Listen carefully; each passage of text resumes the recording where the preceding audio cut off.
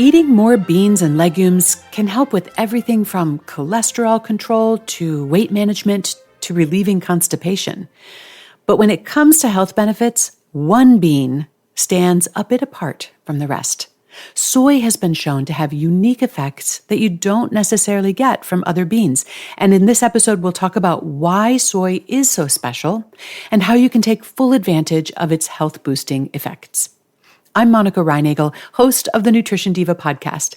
In this show, we take a closer look at nutrition research and trends so that you can make more informed decisions about what you eat. In addition to this podcast, I also provide expert commentary on nutrition and health to a variety of national media outlets.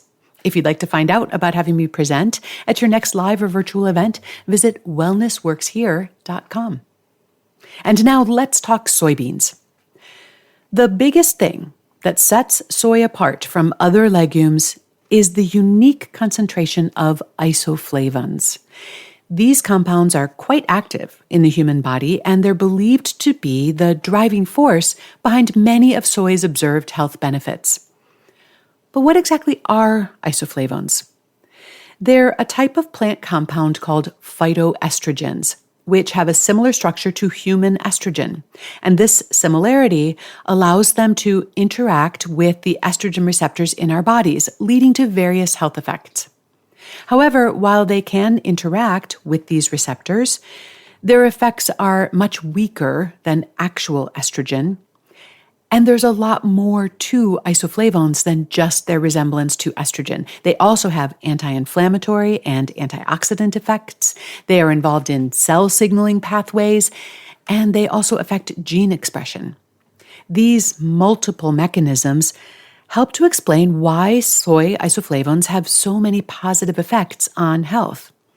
Decades of research show that isoflavones can help reduce the risk of certain cancers, improve bone health, support cognitive function, and alleviate menopausal symptoms. So let's break these down just a bit. Cancer prevention. Studies have shown that regular soy consumption is associated with a lower risk of breast, prostate, and colon cancers. The isoflavones in soy may help regulate cell growth and death, potentially preventing the development of tumors. Bone health. Isoflavones have been found to increase bone mineral density, particularly in postmenopausal women, stimulating bone formation and at the same time inhibiting bone resorption. And this could potentially reduce the risk of osteoporosis and fractures as we age. Cognitive function. Some research suggests that soy isoflavones may help improve memory and cognitive function, especially in older adults.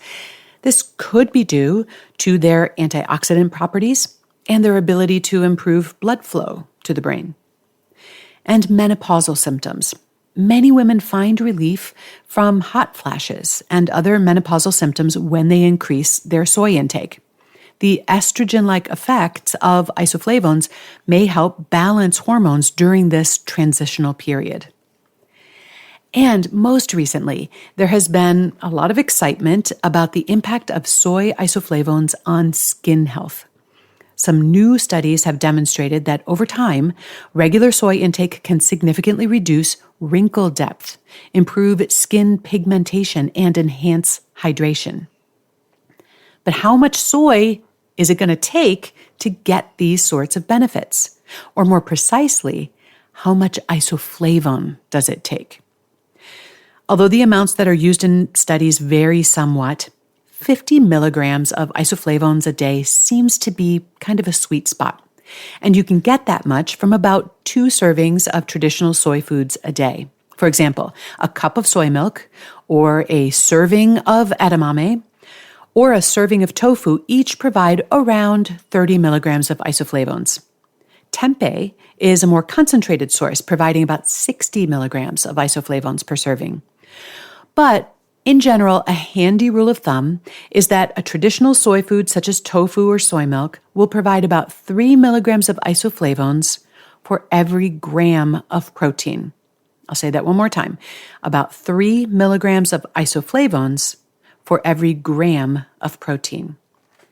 More highly processed soy products, such as soy protein powders or textured vegetable protein, they may have significant lower isoflavone content due to the processing methods involved. One thing, though, about isoflavones is that they don't hang around in the body for very long. The long-term benefits of eating soy would seem to depend somewhat on getting those isoflavones on a daily or a near daily basis. So, are there any concerns with eating soy every day? Some have worried that regular consumption of soy products could have negative effects on men and boys. However, there's no evidence that soy leads to feminization in males or affects their hormone or fertility levels. In fact, studies have shown that soy consumption may even have benefits for men, including a reduced risk of prostate cancer. Similar concerns about soy's effect on breast cancer have also been definitively laid to rest. Not only does frequent soy consumption not increase the risk of breast cancer or breast cancer recurrence, it actually appears to have a protective effect, even for those who experience hormone-sensitive forms of the disease. And, of course, soy has been a daily staple in Asian cultures for millennia. In countries like Japan and China, where soy consumption is high, we see lower rates of certain cancers and longer life expectancies, which adds weight to the potential benefits of regular soy intake. Eating 2 or more servings of soy a day appears to be perfectly safe. Indeed, it would seem to be necessary if you want to enjoy the full benefits of those isoflavones. But how practical is that? Incorporating soy into your diet on a daily basis doesn't mean that you have to eat the same thing every day. Here are some ideas. I enjoy soy milk in smoothies and iced coffee and chia pudding. But in full disclosure, I also consume regular dairy products. I use tofu in stir fries, miso soup, scrambles, and mock egg salad. Tofu is incredibly versatile, and it can be used in both savory and sweet dishes. You can try it grilled, baked, or even as a base for a vegan cheesecake. Edamame is one of my favorite snacks. It's great on its own, but you can also add it to salads or grain bowls for that protein boost. And tempeh, which is made from fermented soybeans, has a nutty flavor and a very firm, almost meaty texture. It's delicious, marinated and grilled or crumbled into chili or pasta sauce as a meat substitute. But again, I try to vary my protein sources, and so I also eat eggs, fish, and meat, as well as other kinds of beans and legumes. When it comes to consistently getting 2 servings of soy a day, I have to admit that vegetarians and vegans might have a slightly easier time of it than omnivores like me. Which raises the question, what about isoflavone supplements?